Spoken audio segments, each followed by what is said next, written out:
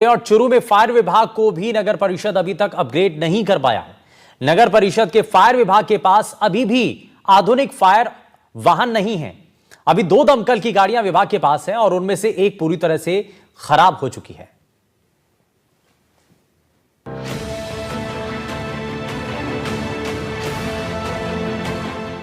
Upgrade होना समय की मांग कहा जाता है। अगर आप अपग्रेड नहीं होते हैं तो आपके कार्य में आपको परेशानियों का सामना करना पड़ता है। वक्त के साथ अपडेट होने की सबको जरूरत है। खास तौर पर मशीनों को अपग्रेड करना अधिक जरूरी होता है। लेकिन सरदार शहर में सरकार का एक जरूरी विभाग अपडेट होना तो दूर की बात है, धूल में पड़ा हुआ है। सरदार शहर में फायर विभाग जंग में पड़ा हुआ है। नगर परिषद के फायर विभाग के पास अभी भी आधुनिक फायर वाहन नहीं है।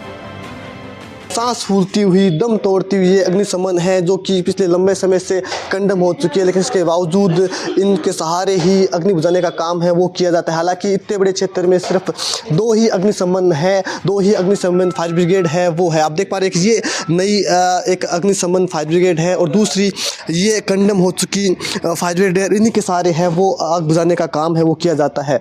ना ही तो इस गाड़ी का दस्तावेज है और ना ही कोई इस गाड़ी में ठीक ठाक प्रकार से कुछ व्यवस्थाएं हैं, लेकिन फिर भी इनके सहारे ही काम है वो चलाया जाता है। और हमारे साथ फायर ब्रिगेड के जो कर्मचारी हैं वो है।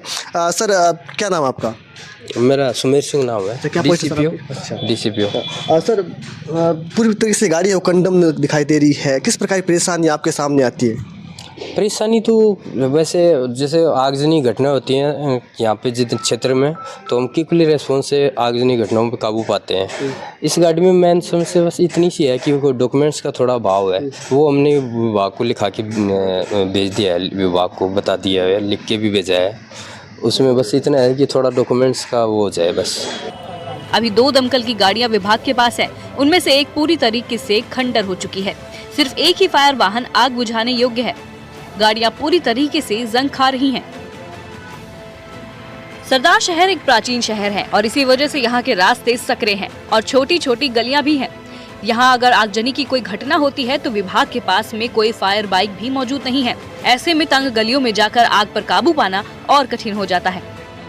आपने यहाँ पे क्या है कि रिक्वायरमेंट के लिए निदेशालय को लेटर लिख दिया गया है और उसका जैसे ही अपने एक नया फायर स्टेशन यहाँ पे रिको में बन गया है, जैसे ही वो तैयार हो जाएगा उसके बाद में रिको में आ जाएगा एक गाड़ी और 1-2 राज्य सरकार से और उपलब्ध हो जाएगी। सर क्योंकि शहर की गलियाँ वो काफ़ी सकड़ी है, काफ़ी परेशानियाँ होती है, तो सर और मांग भी आपकी कि छोटी गाड़ियाँ भी मिले ताकि जो सकड़ी गली है वहाँ पर फायर ब्रिगेड इतनी बड़ी नहीं पहुँच पाती है। इसके संबंध में अपने लेटर जारी कर दिया गया है और उनको अवगत करवाया गया ताकि कि छोटा व्हीकल अपने पास उपलब्ध हो जाए। तो सिटी में जो गलियां हैं वो बहुत संकड़ी गलियां हैं, पुराना शहर है, तो उसकी वजह से एक गाड़ी और मिल जाए तो अच्छा हो जाए। हालांकि विभाग के अधिकारी कहते हैं कि हर प्रकार की स्थिति से निपटने के लिए वो तैयार रहते हैं, लेकिन इनके हालात देखकर ऐसा नहीं लगता। ऐसे में बड़ा सवाल है कि जब ब्रिगेड में ही अभाव है तो कैसे होगा बचाव। जी, चूरू जिले की बात करें तो सबसे बड़ी जो लकड़ी उद्योग है वो यहीं पर है। काफ़ी बड़ा कारोबार है यहाँ पर लकड़ियों का होता है और अमूमन देखने को मिलता है कि हर साल बड़ी आगजनी की घटनाएं होती है और आए दिन इन दिनों आगजनी की घटनाएं बढ़ी भी गई, लेकिन इन 2 गाड़ियों के सहारे ही पूरी आगजनी की घटनाओं पर काबू पाने का काम है वो दमकल विभाग है वो करता है। हालांकि कर्मचारी वो ताकत लगाते हैं, लेकिन उसके बावजूद संसाधनों का अभाव है वो कहीं ना कहीं इनको खलता है और इस प्रकार से कंडम हो चुकी, जर्जर हो चुकी गाड़ियों के सहारे ये आग बुझाने के लिए वहाँ पर पहुँचते हैं और परेशानियों का सामना इनको करना पड़ता है। एनडीटीवी के लिए चूरू के सरदार शहर से गजेंद्र सिंह। और अब बात जरा कोटा नगर निगम की भी करते हैं, जहां पर निगम द्वारा पिछले दिनों ऐसी